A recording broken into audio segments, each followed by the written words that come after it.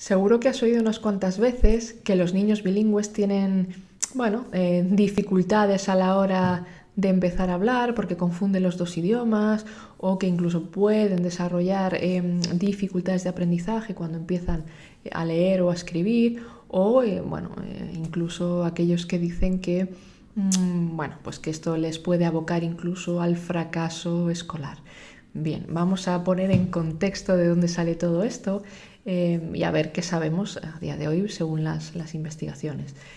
A principios de 1900 hubo un padre que hizo una descripción muy detallada de cómo su hijo había aprendido francés y alemán. Y a priori este niño no había tenido ninguna dificultad y se concluyó que era porque cada uno de los padres le hablaba en un idioma y solo en ese, ¿no? No había mezclas entre ellos.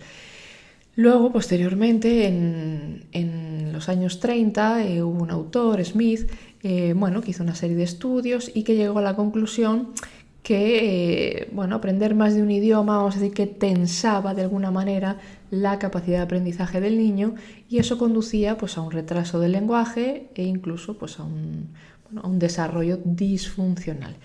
Posteriormente, en los años 40, también se describe otro caso único de un padre que publicó de manera detallada un diario exhaustivo sobre cómo su hija había aprendido, en este caso era inglés y alemán. Pero esta niña sí había tenido dificultades y los padres decían que no entendían cómo era eso posible si se habían ceñido estrictamente a lo de que cada padre le hablaba en un único idioma. Luego, en los años 60, más investigaciones llegaron a la conclusión de, mira que la educación bilingüe pone a los niños en riesgo de fracaso escolar e incluso que podía provocar una inadaptación sociocultural al no sentirse identificados claramente con ninguno de los grupos lingüísticos. Ya en el siglo XXI hay también un par de autores, os dejaré también los enlaces en la descripción del vídeo, que proponen que el estado inicial del niño bilingüe en desarrollo es esencialmente monolingüe. Y entonces, claro, es interesante preguntarse si los dos idiomas de los niños bilingües se desarrollan de una manera autónoma o si dependen el uno del otro de alguna manera.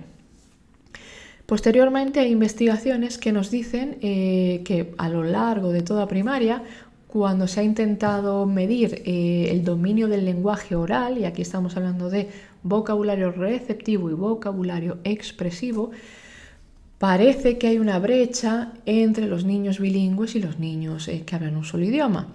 Pero vamos a especificar porque hay que tener en cuenta también que la mayoría de los estudios sobre el desarrollo léxico de los niños bilingües se ha hecho también o se basan en los informes de los padres realizando cuestionarios y una serie de inventarios y ahí sabemos que las medidas normalmente tienden a subestimar el tamaño del vocabulario del niño, ¿no? Entonces,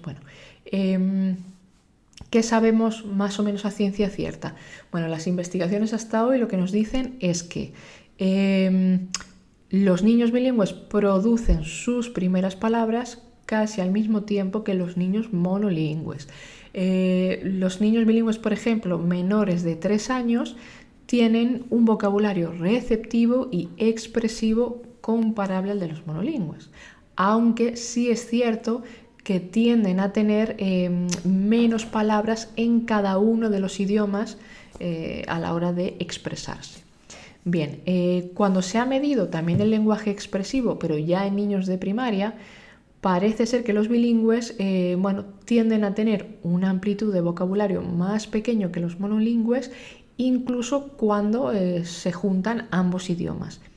Pero, claro, esto tiene una explicación y es que hay un aspecto fundamental que es la cantidad de tiempo en que está expuesto un niño a cada uno de esos idiomas, porque sabemos que una mayor exposición se asocia con un mayor tamaño del vocabulario en uno u otro idioma. Por lo tanto, las estimaciones que se hagan sobre la cantidad de vocabulario que ha adquirido un niño deben ir acompañadas de información detallada sobre el historial de exposición que ha tenido a ambos idiomas. Antes nos planteábamos si los dos idiomas se desarrollaban de una manera independiente o no. Es decir, ¿el vocabulario aprendido en un idioma es independiente del vocabulario que se aprende en otro idioma? Y esto es muy interesante porque pensemos que un niño bilingüe tiene que conocer la palabra que en cada uno de los idiomas da lugar a un concepto. Yo, para entender qué es un caballo, no solo debo conocer la palabra, por ejemplo, en español y en inglés, sino que yo tengo que tener en mi cabeza una representación mental de lo que es un caballo. Y para eso, aparte de su nombre, yo tengo que saber cómo es un caballo, lo tengo que reconocer, tengo que conocer los sonidos que hace un caballo, por ejemplo, cuando relincha o cuando galopa. Sé que si toco el pelaje de un caballo va a ser corto y suave, sé que las crines son largas. Entonces, todo eso, toda esa información es lo que hace que yo tenga en mi cabeza o que yo pueda llegar a entender lo que es un caballo, ¿no? Que yo adquiera el concepto caballo. Por tanto, aquí inciden más aspectos cognitivos que el lenguaje. Y nos podemos encontrar con dificultades en otros aspectos y confundirlo, ¿no?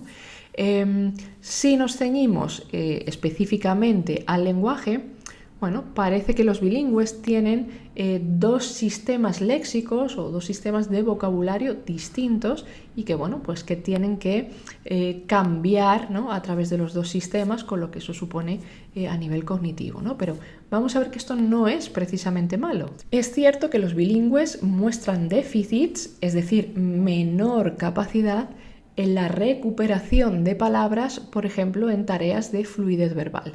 Y además experimentan más interferencia, y aquí entraría en juego el sistema inhibitorio, en las tareas de decisión donde deben escoger una palabra u otra. E incluso muestran una menor precisión y tiempos de reacción más lentos en las tareas donde hay que nombrar objetos en imágenes.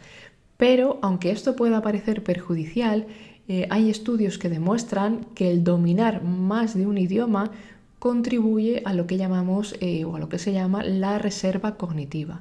Y en pacientes con deterioro cognitivo se ha visto que una persona bilingüe, una persona que domina dos idiomas, necesita tener más carga de lesión cerebral para mostrar los mismos síntomas que una persona monolingüe que tiene menor carga lesional.